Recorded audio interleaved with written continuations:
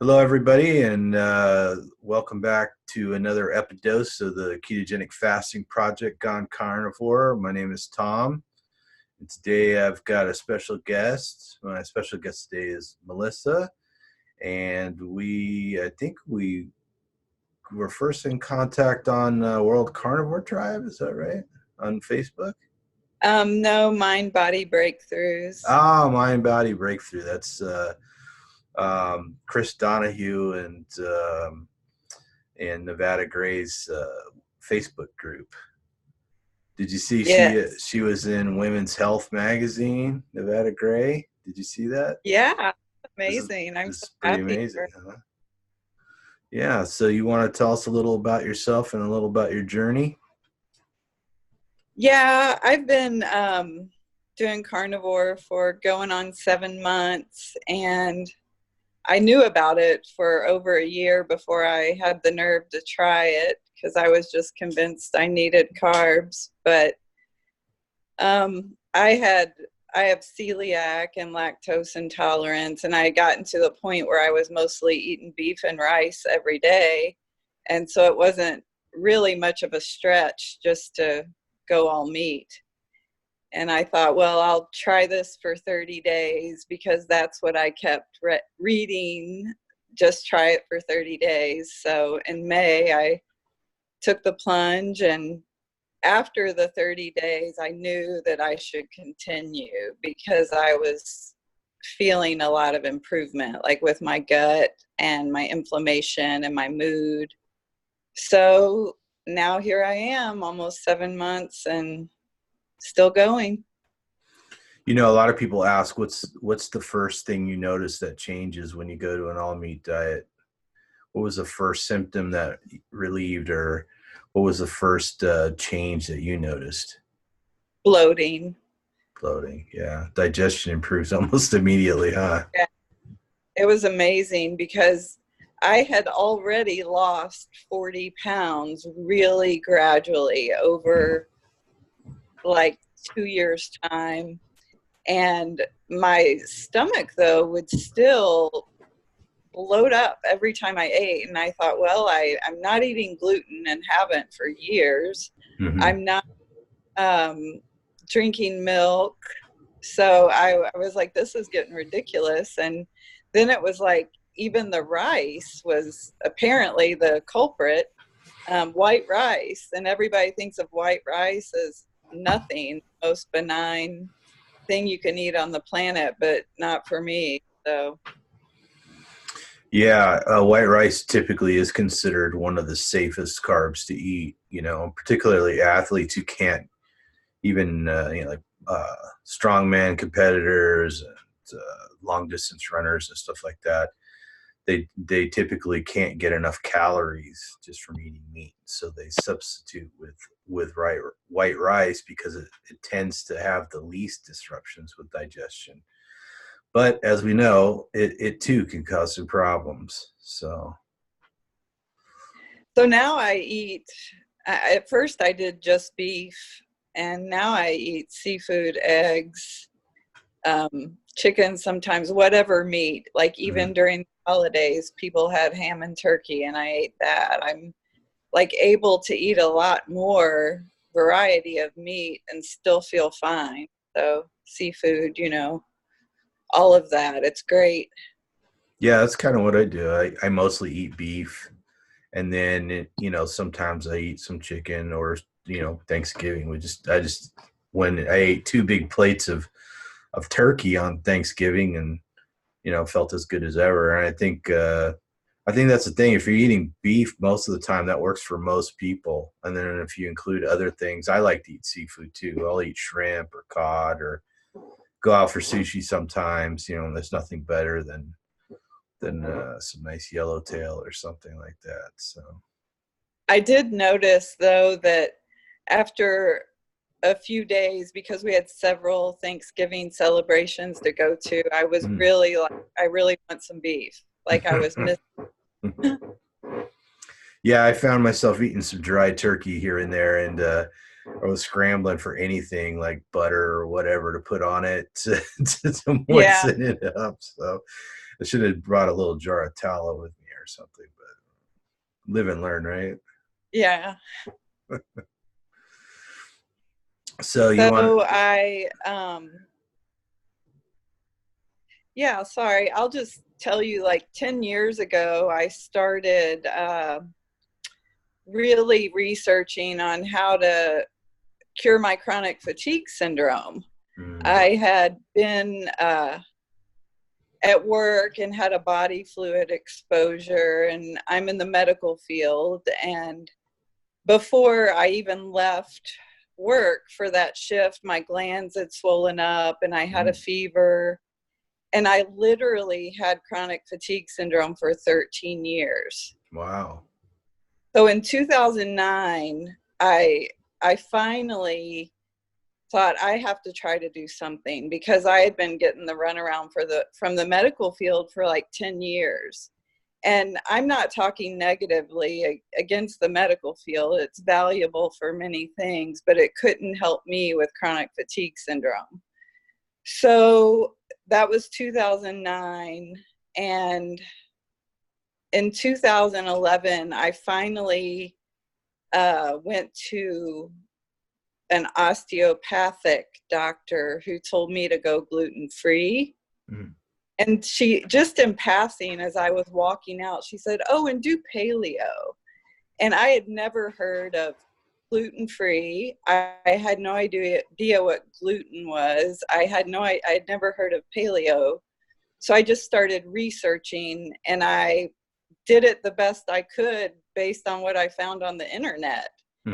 So I did feel better from going gluten-free, but unfortunately I was eating a ton of nuts and greens, and I didn't know it at the time, but those are high in oxalate. And when I had the body fluid exposure, I had been put on a massive dose of antibiotics. And so now I know, I mean, like literally 20 years later, I realized that decimated all the oxalate metabolizing bacteria we have. And I kind of think it was the antibiotic, not the body fluid exposure, that triggered my celiac, triggered my oxalate issues. But I mean, it took me pretty much 10 years of trial and error to get everything to fall into place. So you suspect that the antibiotics killed off enough of the gut biome that you weren't able to metabolize certain things? Right. And not only like that, it would have been one thing that I took that massive dose 20 years ago, but I also worked in neonatal ICU. So they were constantly giving us prophylactic antibiotics, because what we came in like we would go to high risk deliveries and we would come in contact with a lot of stuff. So it was like antibiotic overload for a couple years. Like there probably wasn't even a full month where I was ever not on an antibiotic. And then every year after that, I've always needed one personally until this past year for whatever sinus infection, you name it. So I've never, my body never had a chance to recover from any of that. And when I figured out the oxalate piece this year, and I was doing a low oxalate diet, not carnivore yet, and I felt so much better, but it was so complicated. And I was just like overlooking at lists. I'm like, life shouldn't be this complicated. And so I'm like, do this all meat thing and see how it goes. So what kind of reaction did you get from people when they found out you were trying an all meat diet? Well, I've had a couple of really good reactions. One person I hadn't seen in a year, her and her boyfriend decided to do it too, because she was just so amazed at how much different I looked from the year before. And I had only lost 10 pounds, but I mean, my body looked dramatically different to the point where I felt comfortable wearing a bikini.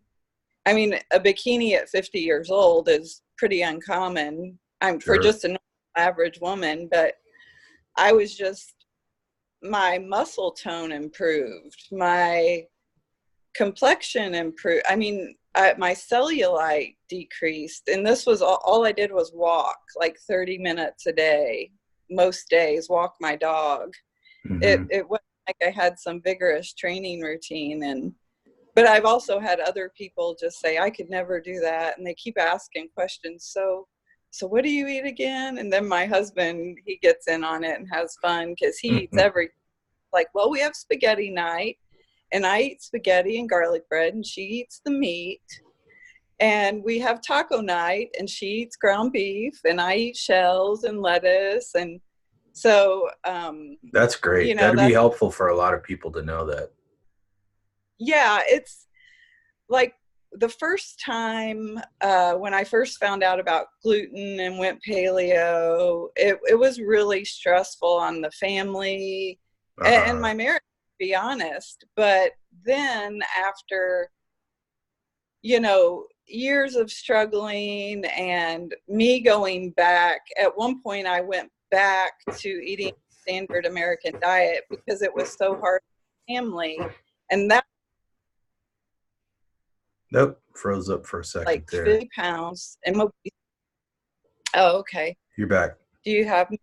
Okay. So at one point it was so difficult, I just went back to like a standard American diet, gluten and all. And that's when I gained 50 pounds. And I mean, I really tried hard to make it work, but it didn't. And so I then got the really official diagnosis of celiac disease, Mm. ironically from a rash I was having. And so I went off gluten again, and my family handled it much better the second time because they realized it was really real and it wasn't like me just being picky or on some crazy diet. Mm-hmm. And so now that, my family's supportive and we all understand this is just how I have to eat, it's beautiful. I don't interfere with how they need to eat, and they don't interfere with how I need to eat. Yeah, I've noticed, especially with some of the extended family, like they meet people that are on like a strict keto diet or something, and even if they don't remember what diet I'm on or whatever, they get that exposure to other people, and they're like, "Oh yeah, aren't you doing keto or something?" Because I was keto a few years back, you know. So then now it becomes more of like a friendly discussion topic and less of a bone of contention. So I noticed that that's helpful. Yeah. It tends to get better over time. More people accept it more. So did you have? Even Go ahead. Sorry. my husband even told me when we were on vacation a couple weeks ago that carnivore, he thinks, is the best thing I've ever done with my health, for my health. And that was amazing to me because that never would have happened before. Hmm. So I was going to ask you about the oxalates. Did you notice that when you stopped eating oxalate, did you notice any oxalate symptoms before you quit? And did you notice any oxalate dumping after you quit? Or was there anything obvious Yeah, there? this is kind of like personal, but I'm just going to say it for people who might be suffering. I had vaginal pain for years, Mm. excruciating vaginal pain. Yeah. And I had frequent urination, uh, urethra spasms. It was just insane. Like, I knew I didn't have a UTI because I had been checked over and over. And that immediately went away for me. Immediately. I, every now and then when I first went carnivore, I would have some kidney pain and I would just drink more fluid. And during like my early stages of low oxalate before I went carnivore, I would whenever I would feel like I was dumping, I would eat a little piece of dark chocolate. And that really would stop it. But then it got to the point where I felt like, well, I'm just adding more and not going to do this unless it's a true emergency. And it hasn't been. I just drink fluid when I have kidney pain now. So the kidney pain was your primary sensation of oxalate dumping, or? Yes, and crusty eyes. Yeah. Interesting. Yeah, oxalates come up a lot, so it's a popular topic. I did some homework on it, and I'm supposed to do a podcast with a researcher on it, and I didn't want to remake the same video that other people have made about oxalates, but I'm always trying to find a new angle and bring something new to the table, but I may just wind up doing that because it's shockingly important. You know, we've all kind of heard about celiac disease or gluten intolerance because it's been in the news, but I think oxalate is still one of those things that is really yet to come to the attention of the public. Now, I live in California where they grow almonds. You know, it's a big deal here. Yeah. And you see a lot of almond products. We export a lot of almonds all over the world.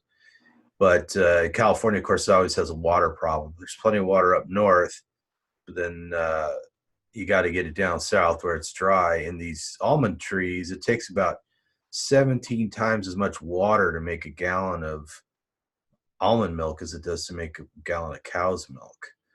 And Wow. I think people think that when they're drinking almond milk, they're doing themselves a favor, and they don't have any idea that it's full of things like oxalates. You know, almonds are really high in oxalates. Yeah. So I think that's an important topic. So I'm always looking for any details about that. So one of the other symptoms was you had UTI-like symptoms, but you're sure you didn't have a UTI. And I've seen other people mention that because they actually get diagnosed with a UTI, and then it turns out to be oxalates. And obviously the oxalates don't seem to actually be causing an infection. So it's just an irritation that feels similar, right?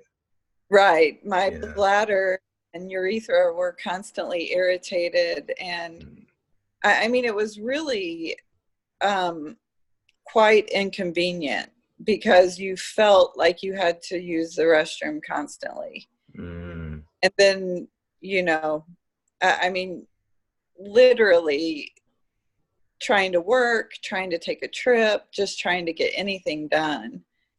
And when I'm sure that I had this symptom for the full 20 years after I took that heavy duty round of antibiotics. It would seem to randomly come and go. And I know now it was probably what I was eating. At one time I did a dairy and fruit diet and felt the best I had in my life, and I couldn't understand it. And now I know it was because what dairy's low in oxalate, and a lot of fruits are too, or lower than eating greens and nuts. Nuts. Yeah. Just because you feel better on a certain diet doesn't necessarily mean it's the best diet for you. That's my opinion anyway. Like, the fruit and dairy wasn't the best diet for me. It was just a step in the right direction away from nuts and greens. Yeah, I agree. I try and encourage people to experiment. I mean, I know it's kind of shocking people hear that people are on diets where they just eat meat, or they're just eating beef 90% of the time. It sounds insane. So, but like you said, you stumble upon a diet and you're like, yeah, I did feel better, but it didn't take care of everything. Well, try something else. You know, once you got a few dietary attempts under your belt, I think it gets easier for people to stick to things. You know, you're kind of building off of what you did before, right? Right. And, you know, I guess that's one of the great things about just not giving up. I mean, it's easy to give up and just, you know, say, well, I'm just going to eat what everybody else eats. But I'm really glad that even though I've done that at different points, I still rallied my strength and tried again and kept trying. Because so many people, as they age, they make an excuse that it's age or it's menopause or and I felt that way at different points too, but I'm glad I persisted, because there was no doctor or no other person in the world who knew me better than me, who's in a better place to figure out what's going to work for you except for you. That's some sage advice right there. For sure. So give me some idea how long you felt it took for that chronic fatigue syndrome to go away.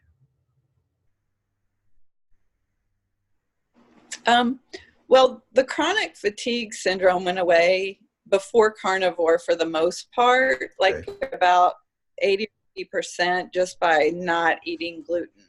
Okay. And then how about your Carnivore did? Yeah, go ahead. Mood. I still had mood problems when I went gluten-free. Carnivore is what took me to the next level with that, and I started feeling stable. And I think it's because it's ketogenic, really, for the most part. I think it's the ketones, when your brain runs off those, that you can get the mood stability. So I think it was carbs in general that were interfering with my mood. Yeah, it seems that there's pretty strong suggestion that along with the rest of the body, the brain starts to get insulin resistant. And then there's an energy crisis in the brain, and that's not just responsible for mood disturbances or anxiety and depression, but serious psychiatric problems are made worse by the insulin resistance. So it makes sense. Yeah, and I had for at least the last 10 years, I have always had high fasting blood sugar, not horribly high, but like 104. And I just had my blood work done a couple weeks ago, and now my fasting blood sugar is 85. Nice. Yeah, so it was remarkably better. And you had, I'll put the slide up so people can see your list of notes you sent me here. Let's see. And if you can see if there's anything on there you want to talk about. The other thing I do want to mention is years ago, I was told I had familial high cholesterol and I needed to take meds. And I refused. And at one point, my cholesterol total went up to 260, and my triglycerides were like 170, and my LDL was like 150. It was just kind of like, it didn't look too great, but I still was sure that I could find a way to fix that without taking the meds, because I don't believe in statins generally. Mm-hmm. And when I got my labs back, my total cholesterol is 175 and my LDL's 101, which is 1 point above their cutoff. So I don't feel that's an issue at all. My triglycerides were like 65.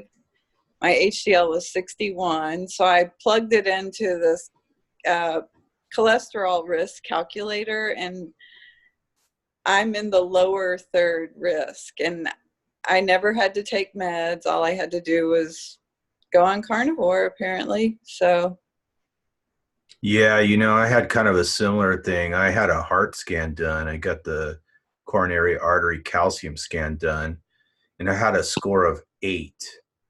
And you can have a score of 3,500, and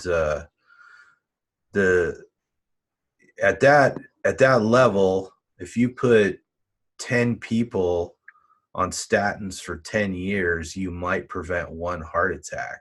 So if you put 10 people with my score on statins for 10 years, you might prevent one heart attack. And then I looked at that and it went, the doctor that reviewed my scan recommended I go on statins based on that. And I was like, I don't think so.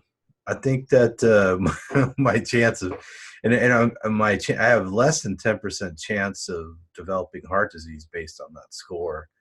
So I was kind of surprised the doctor was really quick to recommend statins. So I naturally, I didn't go on it. And my regular physician, he didn't recommend it. So yeah, and I think I'm going to get that scan repeated, and I expect my score to go down. I'm looking to get my CAC score down to 0. So that's great. Yeah, I think that there's more and more news coming out about how detrimental they are, and I believe I've read they can increase cancer risk. I don't know. I've just read so many bad things that I wasn't really willing to take the risk, and it's a highly personal decision, but I'm glad I waited it out and I was able to correct it without the meds. Too bad the doctor that originally recommended them retired, because I would love to show him my cholesterol scores. right. Yeah, well, I think one of the things that doctors are used to just people coming to them and expecting the doctor to fix their problems, and that Right. usually comes down to taking a pill or going to some therapy or surgery or something. And I think now we see this movement, especially with like the low carb movement, and even to some extent, the vegetarian or vegan movement, that people are taking matters in their own hands and trying stuff that people didn't previously do. And people are starting to step outside the dietary guidelines that are always recommended and stuff like that. They're starting to question things and, try carnivore, try keto, try paleo, try something. And they see changes, they see effects, and they feel their moods change, and they see their lab work change, and they lose weight, they increase their athletic performance and all kinds of stuff. And then the light goes on. So hopefully the doctoring business will catch up soon. Yeah, I hope so, because there's a lot of good people. I work in the field. I know people get into it typically to help other people, and it's really disheartening when you realize that most of the things we do in medicine aren't helping people, really. I mean, like acute care is important, the emergency room is important, but as far as lifestyle and guiding people on how to empower them to make improvements in their weight, most of the conventional wisdom is utterly fallen flat on its face. It's not working for people, and it's really sad. Yeah, and I think one of the most prominent stories there is the one of, people with type 2 diabetes.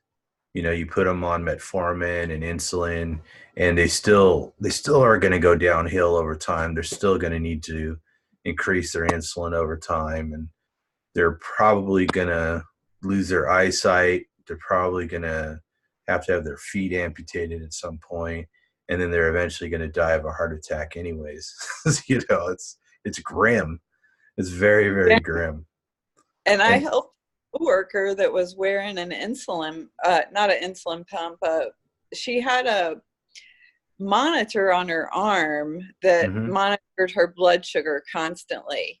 Yes. And we were talking, and I told her what I had been doing. I'm not diabetic, but I told her the way I was eating, and she still eats a few low carb vegetables, but she started eating pretty close to carnivore, and she told me she felt so much better. Her blood sugars were so much more stable, and she had to spend her life before chasing the blood sugars, constantly getting sugar in, and it was crazy. It was just, we work in an ICU, and you're trying to take care of sick people, and yet her blood sugar was constantly crashing on her. And so now she's able to take care of other people better. And she didn't learn that from her training as a nurse or any connection. She just learned it from talking to a coworker, like grassroots. We're figuring this out on our own and sharing it with people. Yeah, I've got an extended family member who has diabetes and heart disease and takes a statin, or was taking a statin, and he was constantly trying to keep his blood sugar in check, and it would teeter from, taking long acting insulin, and then balancing that with a fast acting insulin based on what they ate, and then sometimes the blood sugar would be too low, and then they're taking some sort of sugar to get their blood sugar back up. And then he was getting sick all the time, and it turned out he'd been on statins so long that it was wrecking his digestion, and he was getting nauseated all the time. They took him off the statins, and it doesn't matter what you say, he still eats the regular food, still has no idea what he's eating, and his blood sugar's all over the place, and it's rough.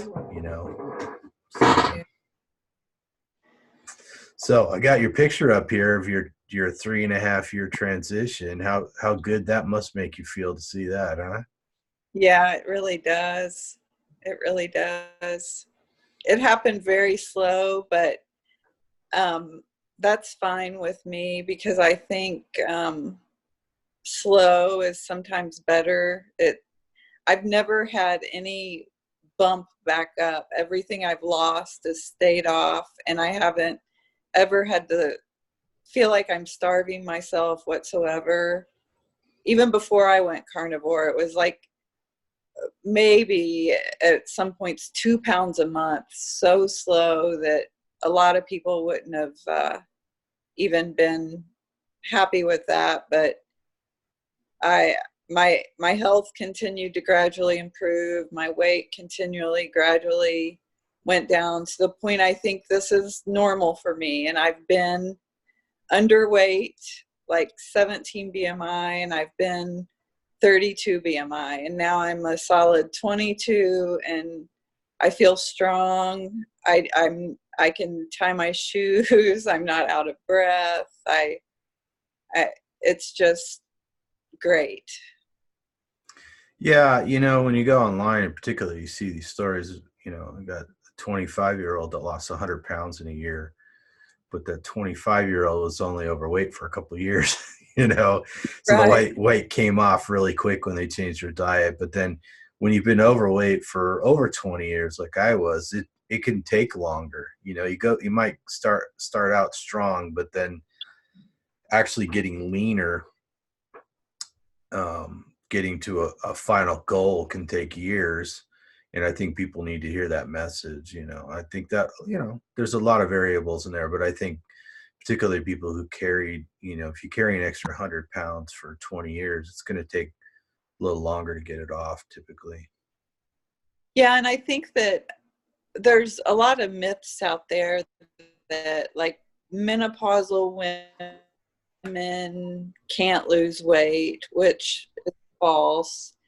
And I think weight loss is slower in middle age and beyond at times. And we shouldn't do crazy things that are going to jeopardize our health in an effort to lose pounds.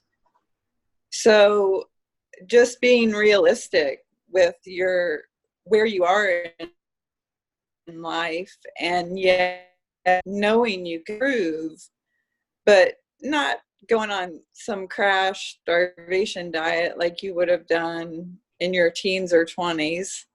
I mean, I think we need to be gentle with our bodies, and also accepting I don't treat people different no matter what size they are. I still respect each person. But also we have to each respect our body. And if you're staying the same weight, that might be where your body wants to be at the moment, and just keep taking care of yourself, and the weight loss will come. Yeah, I think the body tends to have certain set points, like maintaining a certain amount of muscle, maintaining a certain amount of fat. And if you've been overweight for a long period, that set point for body fat is usually pretty high. And I think if you can bring it down slowly and consistently, you probably have a better chance of changing that set point and getting the body to where it wants to maintain that composition with greater ease, as opposed to, like you said, some crash diet. You know, it might bring you down, but then your body might go, hey, we better put that weight back on, and maybe a little extra just in case. Yeah. So, yeah. All right. Well, it's been great talking to you. Do you have anything else you wanted to add? What's that? Oh, yeah. I'll just one more thing. I'm really amazed at how much your muscle tone can increase without formal exercise, just eating this way. It's like the protein really has helped me get muscle tone back that I had